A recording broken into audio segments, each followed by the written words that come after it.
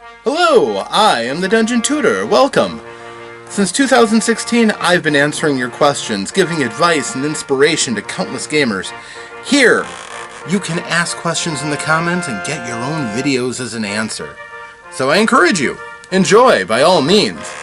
But come back to visit with your friend, the Dungeon Tutor.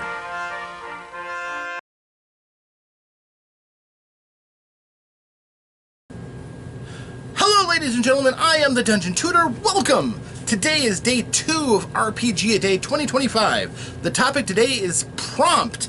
And with prompt, there's 2 meanings to the word prompt. We could mean, of course, something that generally directs a person to give a response, an input of some sort. Much like having an entry point asking you to make a decision in a video game or using a computer. But it also means timely, and that's what we're going to focus on today, because that's what I feel like doing. Now, the interesting thing about a game like a role-playing game is that quite often the game is give and take. The Game Master gives all of the information, the input on what the player's characters are seeing, and the inspirations that may bounce off of them to inform the player's decisions. It may be things they hear, it may be things that they feel, it may be something like hunger that they experience. And in those things, the players can be driven to do things that their characters would think about doing. Now, not everything has to necessarily inspire that, but enough things should be there so the players can get a grip on the characters that they have. If it's important life or death things, like delving into a dungeon, you'll need to give them timely and expressive information that their characters can take, and the players can then decide on what's the appropriate response. That is basic game mastering, to give the players that kind of thing, and it's basic player responsibility to take the things the Game Master gives them and be prepared to act upon them, or have their characters act upon them more appropriately. But as far as games go, there are certain elements of role-playing games that just take time, and there's not a lot most people think can be done about that. For example, if you're playing in a game that has lots of options and lots of potentially different rules depending on what you're doing or what the nature of your character is, a game like Dungeons & Dragons can really drag out in something like combat, where all those rules get thrown in together. For some characters, a combat turn might be very simple. I am going to, say, attack a character so I know which dice to roll, and promptness for that character involves when their turn comes up, they're paying attention to what's going on. Ultimately, one of the most important things you can do to be prompt in a role-playing game, and be prepared to say, my character is doing this, maybe move your character across the map if you're doing something like that, and then have the dice ready so that you can roll them. Or whatever means your game is going to use, but Dungeons & Dragons, it's dice, right? So, if that's the case, a prompt player, someone who's respectful of the time of all the other people, to try to make the combat go faster, if I'm playing a warrior, I would say when my turn comes up, the Game Master calls my name, I would say, my character is, or for example, if I'm playing Galhard, the Goliath barbarian, a favorite character of mine from the past, I would say Galhard moves here, and then whatever I'm going to do. I would have at least a 20-sided die ready in Dungeons & Dragons, because that's what almost everything flows off of. If I'm going to be making multiple attacks, because my character has advanced to the point where I might be able to do that, then I would take the dice that I need to execute those attacks, and for me, I would take the companion damage dice, all color-coded so that I know how that works, and I would roll them all simultaneously when the Game Master gives me the go-ahead to make my attack rolls. That way I can see which ones attack, and then I know which damage is added to it so that everything is done at once. I can do all the math very quickly and take my turn quickly so that the Game Master can get on to the next section. This doesn't mean that my actions are any less important than anybody else's, but it shows that I'm being respectful of the group and not wanting to demand that the combat's going to take longer because of my actions. Now, if I'm playing as a spellcaster, well, that's usually orders of magnitude different, right? Not so. There is more of an emphasis on you being prepared when your turn comes up. If you don't, you know, if you are dreaming, you're going somewhere else, you're not appreciating what's going on, and your turn comes up, you, I'm going to have to look through my spells. That's all taking everybody's time up. That's not a respectful use of your time. And if you want combats to not drag, prompt responses when you are supposed to be ready to go are absolutely important.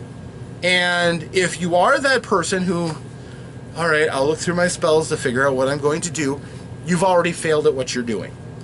You weren't ready, and now everybody has to wait for you. That is the absolute opposite of keeping energy going in a combat, making sure that when the fight is going on, everybody is charged up and ready to go. Waiting for somebody to dawdle through their character is not prompt. It is the opposite of prompt. It is laggardly. It is, again, disrespectful of everybody else's time.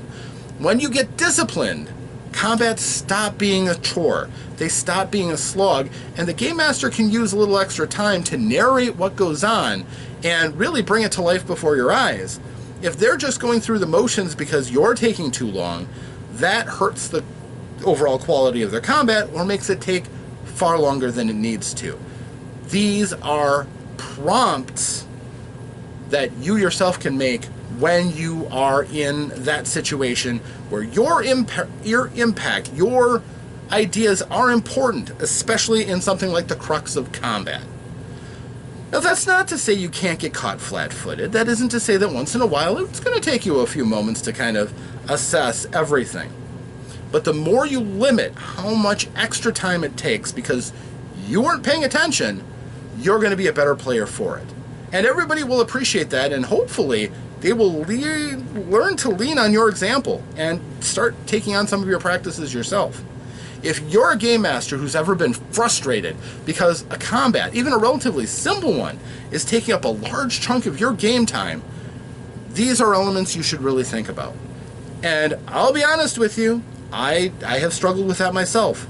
If it gets to be really bad, if you have players who are playing a spellcaster, for example, with a lot of options, but they are really dragging their heels, they are slowing things down because they are not prepared in a combat, it is perfectly all right to look at them and say, okay, you're considering your options. If, say, they've taken more than, say their turn comes up and they immediately reach for their book and start flipping through. All right, you're considering what you're doing. This round you're dodging. You're not ready to cast a spell, your character is not prepared, fine, you're dodging this round. Next. They'll only have to do that once or twice and they'll learn pretty quickly. Dodging is a strong defensive action in a lot of games. In D&D, disadvantage is a wonderful thing to impose upon your enemies who are going to attack you. So, yeah, you give them a chance when they're able to dodge. But you need to say you're going to do this before you do. Absolutely. Taking away players' actions will seem heavy-handed and brutal, but it is also important to remember it is every player's responsibility to be part of the game. If somebody is sitting on their phone and distracted so that when their turn comes up they're not ready, then they're not ready. Their characters are daydreaming. They are not tied in with what's going on. All you have to do is do that a couple of times generally, and the problem fixes itself. Nobody wants to come to a game and then be told you're doing bad at that game. It's something for everybody to enjoy. And a fast, visceral combat is a million times more entertaining than a slow, plodding game where the players aren't buying into it, where they're just going through the motions and not planning out and being excited when their stuff comes up. Like they're just ready to spring on their great ideas or what the cool things their characters can do. That's what you want. And if you're not getting it, as a game master, and even as players, think about it. If you're a player, think about your position. Are you helping the problem? Are you doing better than other people so that you're at least not taking up your share of the time? And if you're a game master, have you thought about maybe things that you can do to speed things up? Like pre-rolling. There are some things that you just, if your players trust you, pre-roll before the game so that you have a list of all the rolls that you've made and, you know, maybe toss some dice because that always makes the players worry a little bit more, but just look. You already know that that roll is an 18. That's perfectly legitimate if you are honest and you've made these rolls in advance. Maybe you can cut back on some of the time that you need. Preparation before the game.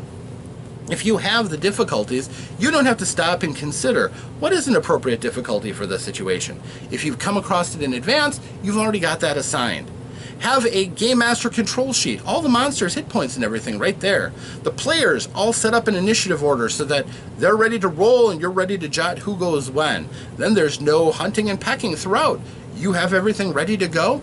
You're a million miles away from just picking yourself up and going in each and every single encounter.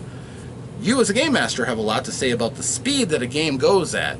And while I'm not saying that you need to cut corners and make the game less interesting or detailed, if you cut down on waste time, really criticize yourself and look at all the different areas that you could improve, you can be a tight, fast, efficient Game Master and leave more room for the energy of the situation to enrapture your players, draw them in, and immerse them. And ultimately, isn't that something we really do want as Game Masters? I believe so, but if you have your own thoughts, feel free to leave them in the comments.